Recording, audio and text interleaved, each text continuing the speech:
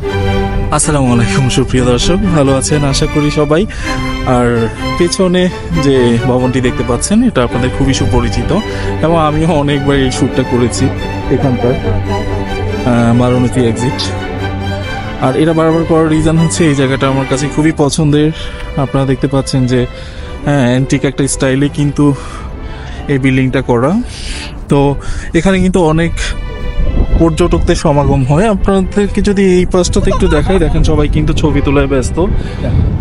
সবাই চায় এটার সাথে স্মৃতি ধরে রাখতে, কারণ আসলে এটা দেখার মতো একটি স্ট্রাকচার। কখনো সুযোগ হলে অবশ্যই এসে দেখে যাবেন। আর আজকের দিনটাও অনেক সুন্দর একটা দিন, দেখতে পাচ্ছেন খুব সুন্দর রোদ উঠেছে আর আকাশটা কেমন নীল দেখাচ্ছে। অসাধারণ একটা ভিউ, আমার কাছে খুবই ভালো লাগে এই সাইডটাতে। আর এখানে আর একটা ব্যাপার আছে যে মানুষের এক্সিটের একদম ওই পাশটাতে যদি আমরা সোজা যাই তাহলে ওখানে কিন্তু আমরা রাজার বাড়ি দেখতে পারি। টোকিওর যে রাজা, রাজবংশের যারা আছে তারা কিন্তু ওই বাড়িগুলোতে থাকে। তো ওখানে কিন্তু বিভিন্ন লেক আছে, রাতের লাইটিংগুলোও সুন্দর এবং স্ট্রাকচারাল কিছু ভিউ আছে, যেমন সামনে দুর্গের মতো কিছু ভিউ আছে যেখানে সবাই ছবি তুলতে চায়। বেসিক্যালি যখন নতুন বিয়ে হয় তখন কিন্তু এখানে ফটোগ্রাফির জন্য কিন্তু মানুষ আসে টোকিও স্টেশনের সামনে এবং এই এলাকাগুলোতে। তো এখানে সবসময় টুরিস্টের একটা বিশাল গ্যাদার থাকে, কারণ হচ্ছে আসলে এটা দেখার মতো একটা জায়গা। যদিও আরবান এরিয়া, যদি বলেন কি এমন কি দেখার মতো, আমি বলবো আসলেই দেখার মতো। নিজের চোখে দেখে খুবই ভালো লাগবে আপনাদের। আশেপাশে ভালো ভালো রেস্টুরেন্ট আছে, তারপর হোটেল রয়েছে বিভিন্ন রকমের। তো আপনারা চাইলে আপনার লেজার টাইমে যারা টোকিওর আশেপাশে আছেন বা জাপানে ঘুরতে আসতে চান, এই লোকেশনটাতে অবশ্যই আসবেন এবং আপনারা আশা করি এনজয় করবেন।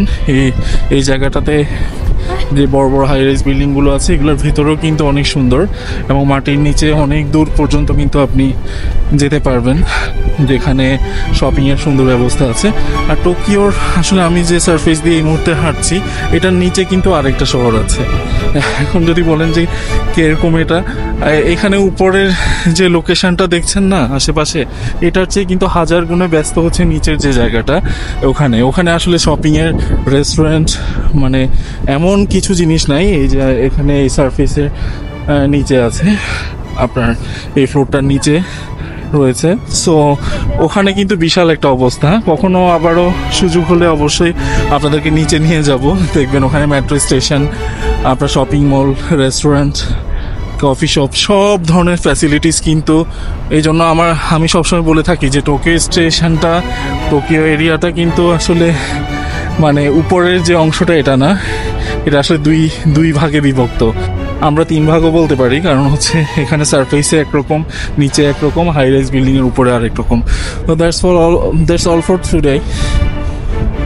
Thank you very much for watching me and that's all for today. Hopefully আবারও দেখা হবে নতুন কোনো লোকেশনে, নতুন কোনো ভিডিওতে। ততক্ষণ ভালো থাকবেন। আল্লাহ হাফেজ, আসসালামু আলাইকুম।